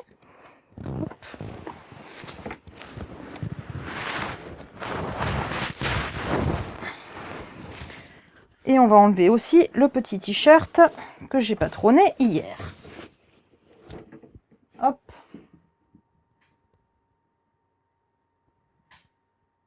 Hop, pas de question, pardon. Donc, voilà Cunégonde dans son plus simple apparat. Donc, ce qu'il faut savoir sur Cunégonde, c'est qu'elle est... Donc c'est un mannequin réglable. C'est un mannequin réglable qui a vécu, donc elle a un petit peu du mal, hein, je m'en sers énormément. Et donc c'est un mannequin qui n'est pas ce qu'on appelle pentaforme. Donc un jour j'investirai dans un pentaforme parce que ça me manque énormément. Quelle est la différence entre un mannequin normal et un mannequin pentaforme? C'est tout simplement au niveau, hop, du pied ici.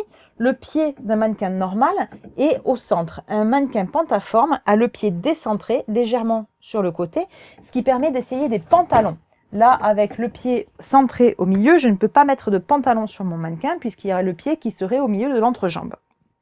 Avec un pentaforme, le pied étant décentré au milieu d'une des deux jambes, on peut mettre un pantalon sur le mannequin. Ensuite, qu'est-ce qu'on voit? On voit ici 2 repères en scotch. Donc ces repères en scotch m'indiquent la taille. Tout à l'heure, quand je vous ai montré sur le patron, quand on reportait le devant, on avait une indication, un repère qui était marqué taille.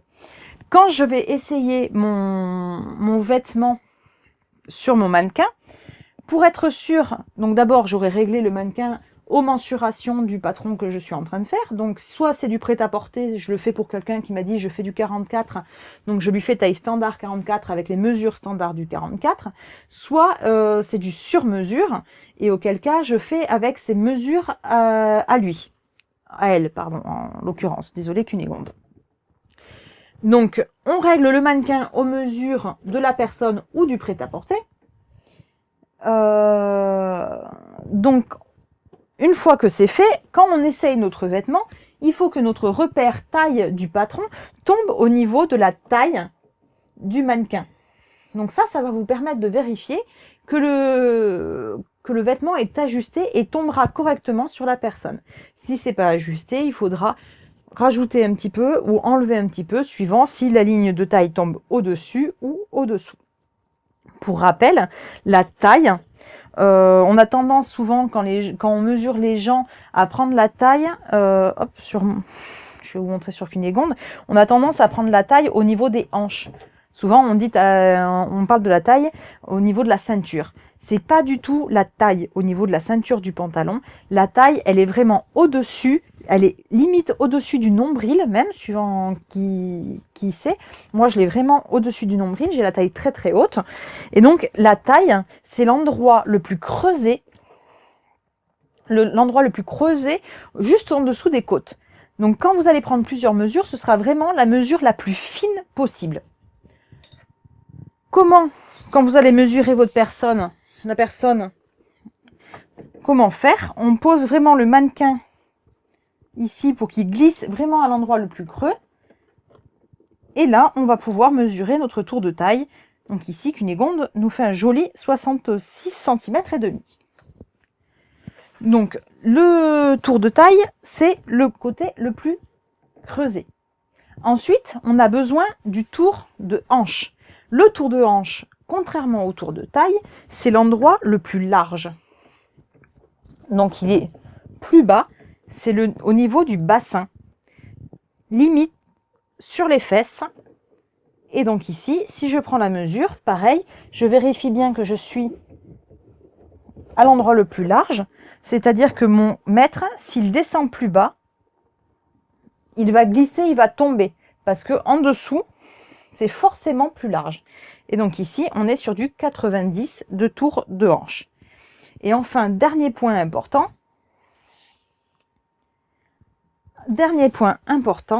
on a donc le tour de poitrine. Le tour de poitrine passe sous les bras, mais surtout, il passe sur la ligne de sein. Et donc, il est vraiment à l'horizontale sur la ligne du maximum de poitrine. Et ici, on est sur du 84,5 de ligne de poitrine. Du coup, avec ces 3 mesures que vous allez mesurer sur la personne, si jamais vous faites un vêtement pour vous, demandez à vous faire mesurer. Ne vous mesurez pas vous-même. Pourquoi? Parce que si je me mesure moi-même, hop, je me mets devant Cunégonde, pousse-toi.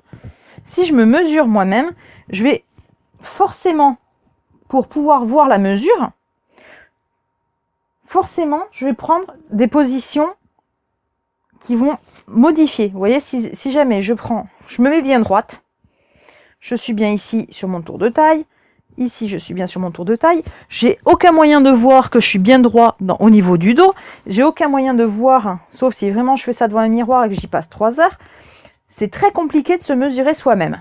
Au niveau de la taille, c'est compliqué. Au niveau de la poitrine, n'en parlons pas, puisque je modifie suivant comment je place mes bras. Là, je resserre ma poitrine et là, je l'agrandis. Donc, mon tour de poitrine ne sera jamais juste. Pour prendre un tour de poitrine, on demande à la personne de poser ses bras à l'horizontale et de respirer normalement. On ne rentre pas et on ne souffle pas. Et pareil pour les hanches. Je suis obligée de me baisser. Je suis obligée de me baisser pour prendre mon tour de hanche. Et là, c'est une catastrophe. Je me rajoute du tour de fesses, je déprime et je pars manger un chocolat. Donc, une fois que j'ai mes mesures, on va prendre par exemple les mesures standards de la taille 44, puisqu'on était parti sur la taille 44 tout à l'heure. Les mesures standards prêtes à porter, en général, vous les avez dans le magazine. Hop, que je trouve la page. Vous avez dans le magazine, hop, elle est là la caméra, ici, les mêmes indications que ce que je viens de vous expliquer pour prendre les mesures, et vous avez en haut le tableau des mesures. Donc, mon tableau des mesures, on va prendre la taille 44, on me dit un tour de poitrine de 100. Je vais donc régler mon mannequin pour avoir un tour de poitrine de 100. Le mannequin a plusieurs molettes. Il en a 3 devant, 2 sur les côtés et 3 derrière. Et il en a une en plus, hop, sur le dessus pour régler l'encolure.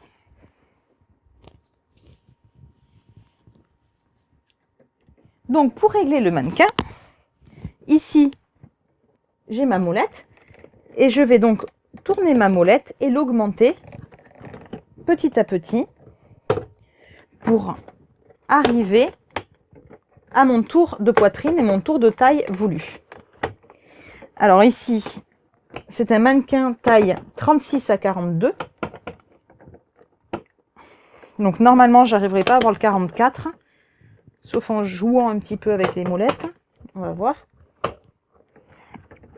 On n'augmente jamais de la taille 36 minimum à la taille maximum sur une molette, sur toutes les molettes. On fait petit à petit. Vous voyez là, j'ai augmenté de 2-3 tailles et je refais un tour. Vous risquez de casser votre mannequin si vous augmentez de trop à la fois les ressorts. Il faut vraiment le faire de façon répartie. On les augmente petit à petit jusqu'à arriver à la taille maximum. De toute façon, vous allez le sentir, ça va forcer. Et à l'intérieur, c'est des ressorts métalliques. Vous allez soit les casser, soit les dérégler. Donc là, je suis au maximum quasi partout. Voilà. Et vous voyez que petit à petit, les différents pans, donc mon mannequin est composé de 4 morceaux en fait, tous reliés par des ressorts à l'intérieur. On les voit ici, là vous les voyez, c'est des ressorts métalliques. Donc c'est quand vous augmentez, c'est des ressorts qui permettent d'écarter les pièces les unes par rapport aux autres. Donc on voulait un tour de poitrine de 100, on a dit, mais je crois qu'on ne pourra pas l'avoir sur ce mannequin là. On fera la taille 42, sinon c'est pas grave. Ouais. Donc tour de poitrine, ici je suis à 96. C'est ça, je suis sur une taille 42. Alors, y a-t-il des questions? Hop, pardon. Alors, la culotte de cheval fait partie des hanches. La culotte de cheval, elle est juste en dessous des hanches, normalement. La culotte de cheval, elle part justement, elle part des hanches et elle est en dessous. Après, on est tous formés un peu différemment. Les hanches, c'est vraiment la partie la plus large au niveau des os du bassin. Pas des os ici devant, mais sur les côtés. Là où on sent vraiment sur les côtés. Les os des hanches devant, ici, c'est ce qu'on appelle les petites hanches, mais elles sont très peu souvent prises en compte sur le prêt-à-porter. Vous en avez besoin des petites hanches quand vous faites votre propre patronage. Donc on va faire la taille 42, on a dit, donc tour de taille 78. On va vérifier ici. Ah, alors, mon tour de taille n'est pas bon. Ici, je suis sur 80 et demi.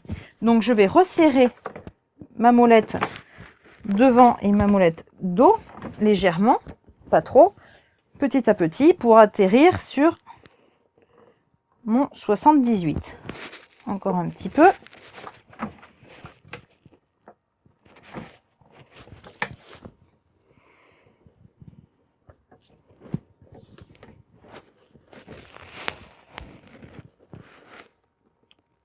Un tout petit peu, il manque un demi-centimètre.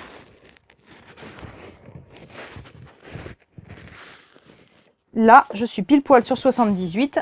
Mon tour de taille est bon. Et ensuite, on veut un tour de hanche de 102. Hop. Donc, un tour de hanche de 102. Et donc là, c'est pareil. J'ai un petit peu trop. Donc, je réduis sur chaque molette. Pas trop.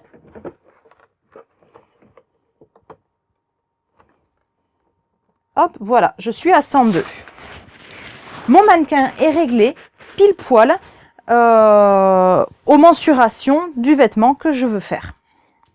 Donc j'ai plus maintenant qu'à essayer mon vêtement dessus, voir s'il tombe bien. S'il tombe pas bien, je vais ajuster en fonction du vêtement.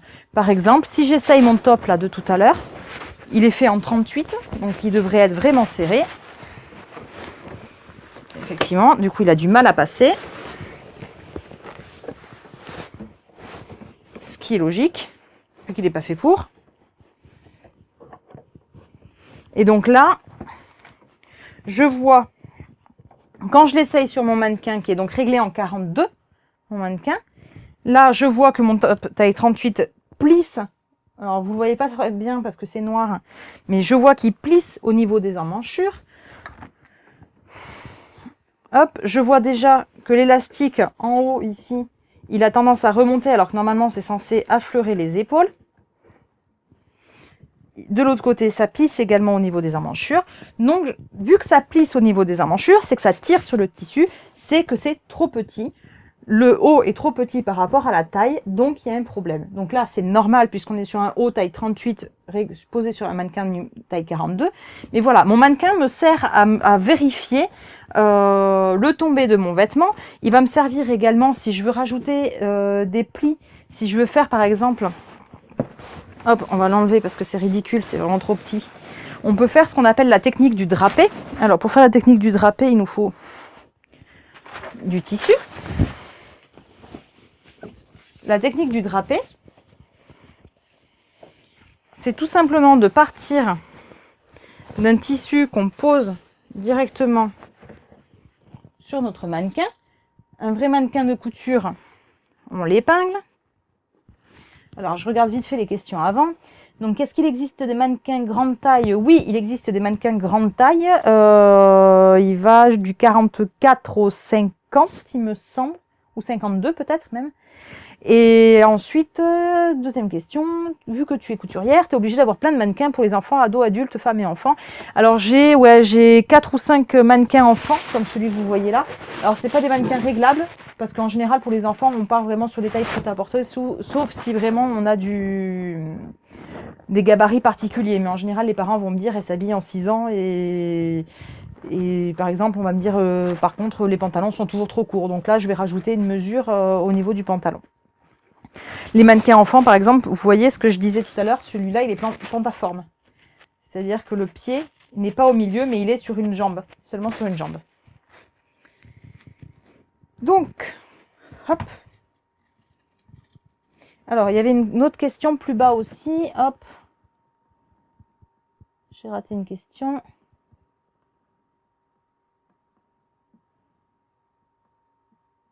Ben non, je vois que la question pour la culotte de cheval et je l'ai vue et j'y ai répondu. Si j'ai oublié une question, remettez-les moi sur le chat. C'est possible que j'ai pas tout. Je vous montre juste vite fait la technique du drapé qui ne peut être faite que avec un mannequin. Donc en fait, on va tout simplement adapter notre patron, notre tissu aux formes du mannequin. Donc là, ici. Là, je vois que ça plisse au niveau de la poitrine. Donc, il faut que je rajoute une pince au niveau de la poitrine. Donc, je vais placer ma pince ici de façon à ce que ce soit parfaitement adapté. Donc, je place ma pince sur mon tissu. Alors, ce tissu qui est très raide, du coup, c'est pas du tout adapté.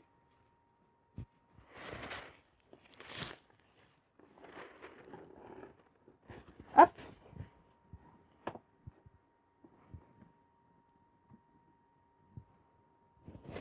Voilà.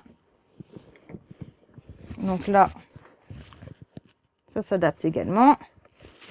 Et ensuite, le surplus de tissu, on va venir découper. Donc la technique de drapé, c'est vraiment une technique tailleur. On va venir découper directement notre tissu au niveau ici de la couture d'épaule. Donc là, je fais un pli. Je ne vais pas couper mon grand tissu qui me sert, qui est du vrai tissu qui coûte cher. On va venir couper au ciseau le long ici de la ligne d'emmanchure. Ou après, on peut également décider de faire un drapé qui repart de l'autre sens. Par exemple, si j'ai envie de faire une robe avec un drapé dessus, je peux refaire partir mon tissu. Je décide d'y faire plusieurs plis. Donc, c'est à ce moment-là que je marque mes plis. Donc là, il faudrait que je coupe l'emmanchure pour que ça vaille bien.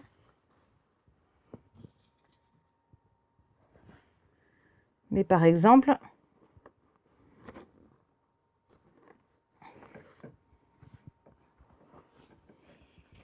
alors vous ne devez pas y voir grand chose vu que c'est noir sur noir. Hop, si j'y mets un peu de lumière dessus. Voilà, donc petit à petit, en fait, la technique du drapé, c'est qu'on se sert du mannequin pour positionner directement notre tissu et ensuite couper directement dessus. Donc ça, par contre, c'est une technique, de couturier, on va dire. Mais moi, je l'utilise que très rarement. J'ai dû l'utiliser une fois sur une commande qui était vraiment particulière. Mais la technique du drapé, c'est voilà, c'est de venir modifier notre tissu directement sur le mannequin pour ensuite couper directement. Et quand on va enlever nos épingles, on obtiendra notre pièce de patronage.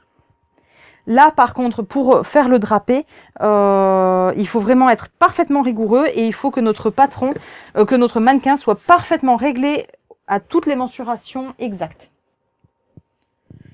Voilà pour l'utilisation du mannequin. Il restait une molette qu'on n'a pas touchée encore tout à l'heure. C'était la molette de l'encolure. Vous voyez, si je la ferme, le tour ici de cou diminue. Et si j'augmente, le tour de cou augmente. Donc ça va être vraiment quand on fait des... on va l'adapter également quand on fait des vêtements très ajustés au niveau du cou, des cols roulés, ou alors un col montant par exemple, avec un bouton. Il faut être sûr du tour de cou pour pas que le col baille ou au contraire soit trop serré et étrangle. Donc là, dans ces cas-là, on adaptera le tour de cou. Et ensuite, côté pratique, on a un petit pic aiguille en haut. Comme ça, quand on fait notre drapé, par exemple, on a plusieurs épingles en haut, ou quand même on adapte notre patron, notre vêtement, quand on va essayer de l'épingler, on a des épingles en haut. Voilà, voilà, je pense qu'on a fait le tour de la question du mannequin. Si vous avez des questions, une fois de plus, c'est le moment. Alors, si tu as une toute petite poitrine et de très grosses fesses, par exemple, est-ce que tu peux quand même régler le patron? Bien sûr. Attends, je vais enlever mon petit bazar là que j'ai fait tout à l'heure. Et je te montre ça. les molettes sont réglables indépendamment. C'est-à-dire que si je veux justement, comme tu dis, faire une toute petite poitrine et des très grosses fesses, je peux tout à fait. On va le faire immédiatement. Hop. Donc, des très grosses fesses, on se met ici, par exemple, au maximum.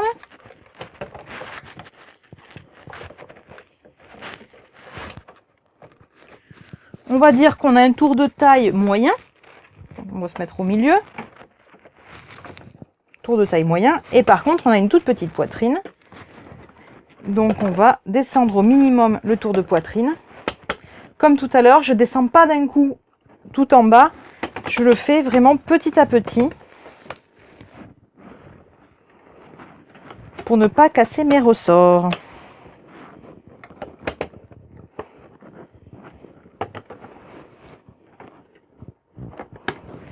Et voilà, donc on va lui mettre un tour de cou aussi qui correspond. Alors j'ai trop baissé,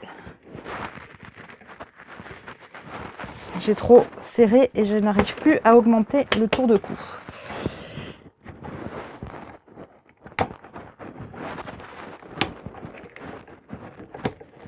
Là. Voilà, donc mon mannequin là il est réglé avec un tour de poitrine au minimum. Donc j'ai un tour de poitrine qui correspond à 84 cm. Donc mon tour de poitrine il correspond à un taille 36. Et j'ai un tour de hanche là qui correspond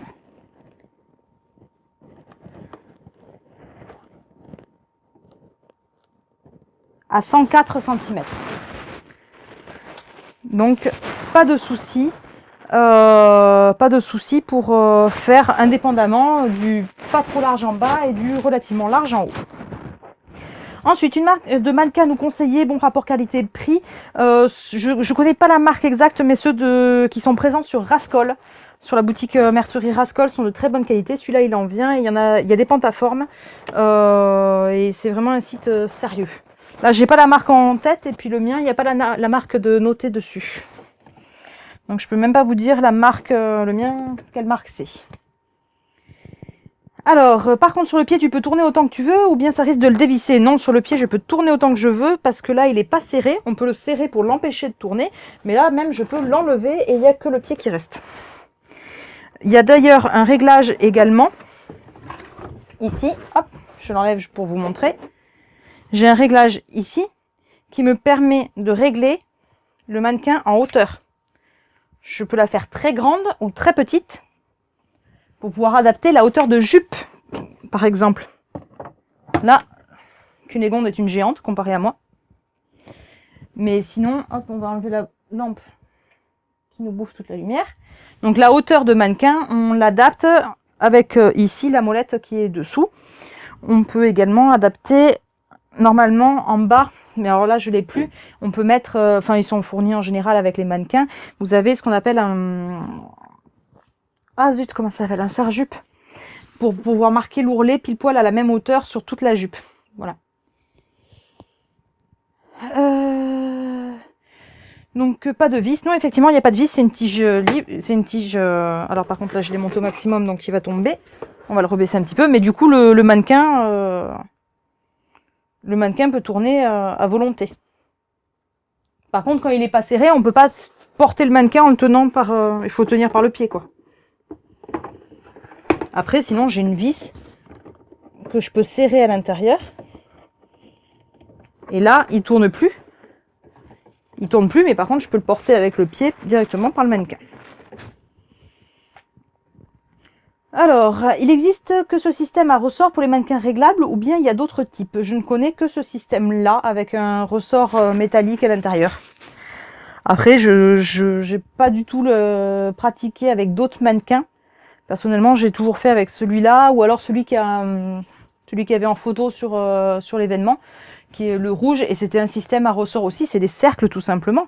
Enfin, ce que j'appelle des ressorts, en fait, c'est un cercle métallique. Quand vous allez tourner la molette, le cercle va augmenter ou va se resserrer. Et ça va faire un effet ressort sur les parties métalliques, sur les parties indépendantes du mannequin.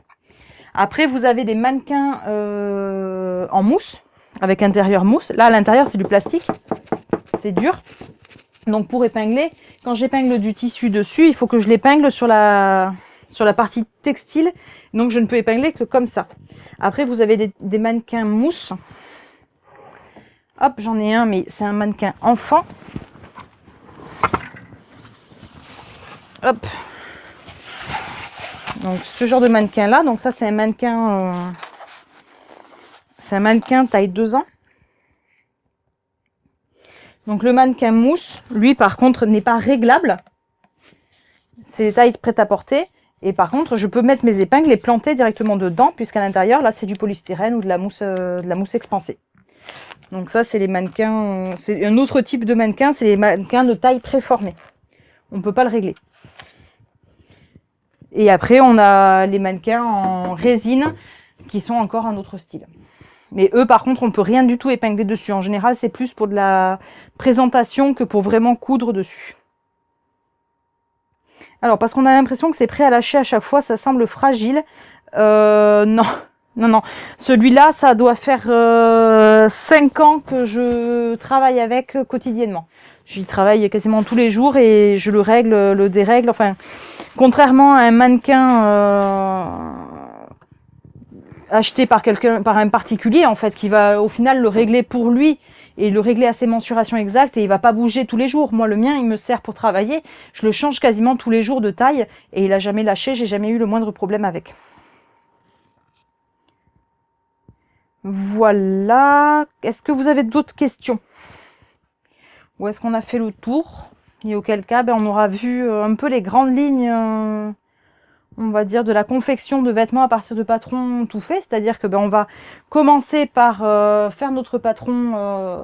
Hop, si je m'assois et que je me mets là, c'est pas mal aussi. Hop. Oui, c'est sympa aussi. Donc, on a vu toutes les étapes, c'est-à-dire on choisit d'abord notre modèle, soit un patron du commerce en pochette unique, soit en magazine. On reporte les pièces, on regarde s'il y a les valeurs de couture ou non, s'il faut les rajouter sur nos pièces. S'il faut les rajouter, on les rajoute. On coupe notre tissu et au moment d'assembler, on peut poser sur notre mannequin pour voir comment ça tombe, etc. Un fait important dont j'ai pas encore parlé, le mannequin n'est absolument pas du tout indispensable pour la création de vêtements. Il n'y a pas à dire j'ai pas de mannequin, je peux pas faire de vêtements parce que j'ai pas de mannequin.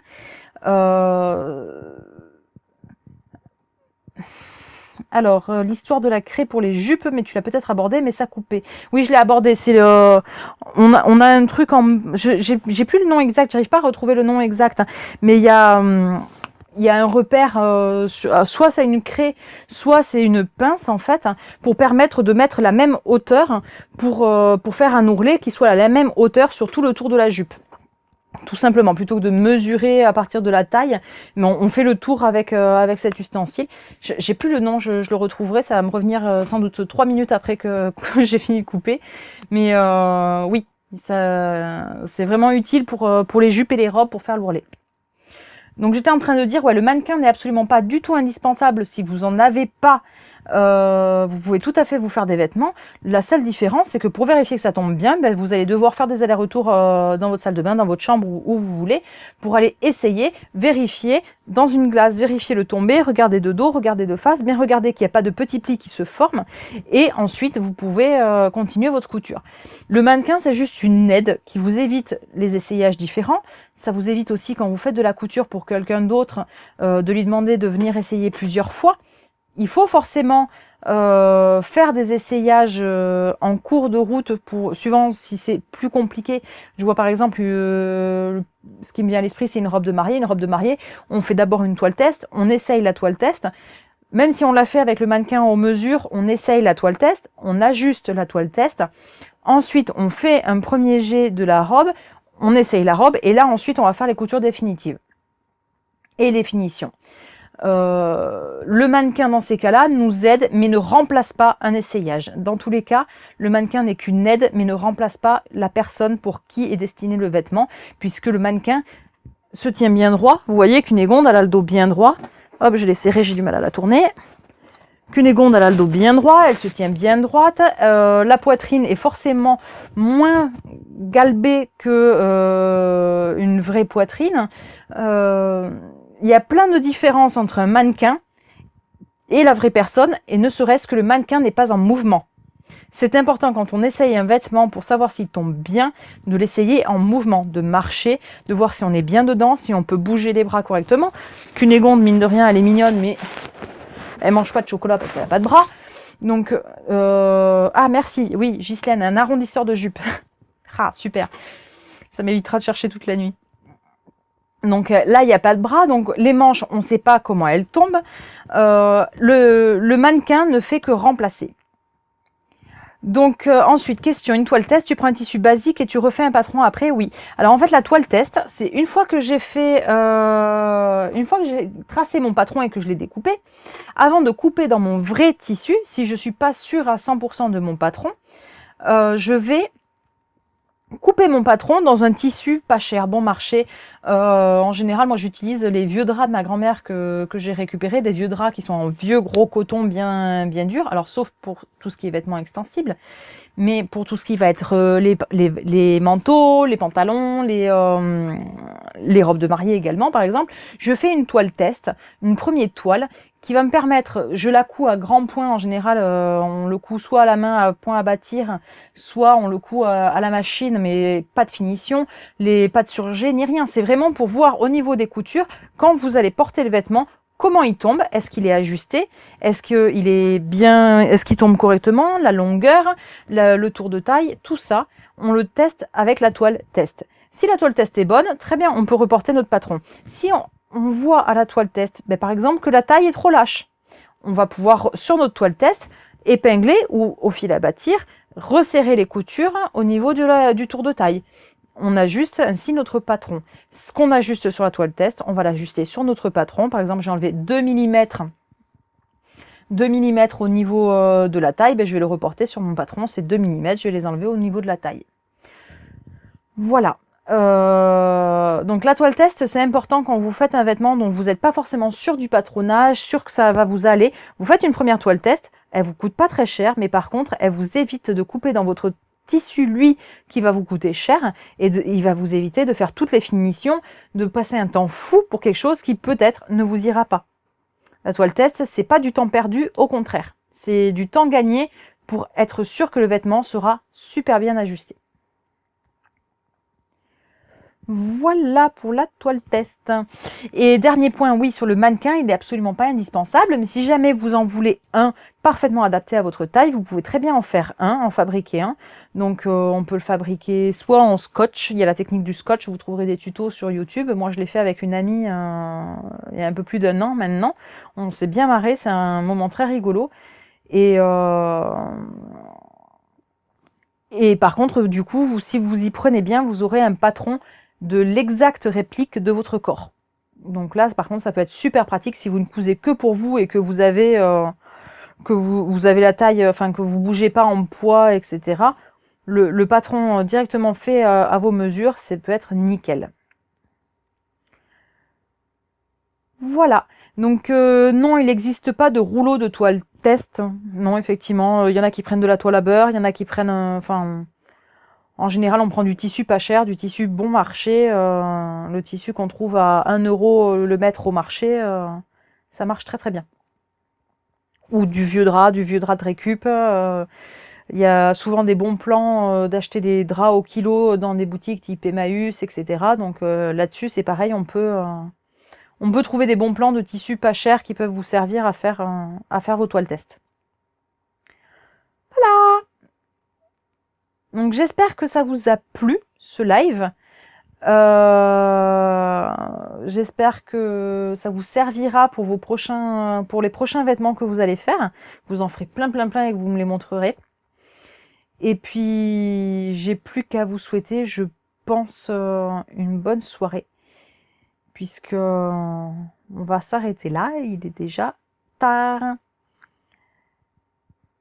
S'il n'y a plus de questions, je vous souhaite une bonne soirée et puis à très bientôt, à très vite. Je mets le replay sur YouTube comme d'hab dans les jours qui viennent, le temps de faire le montage, en espérant que le son aura bien pris. Voilà. Bonne soirée!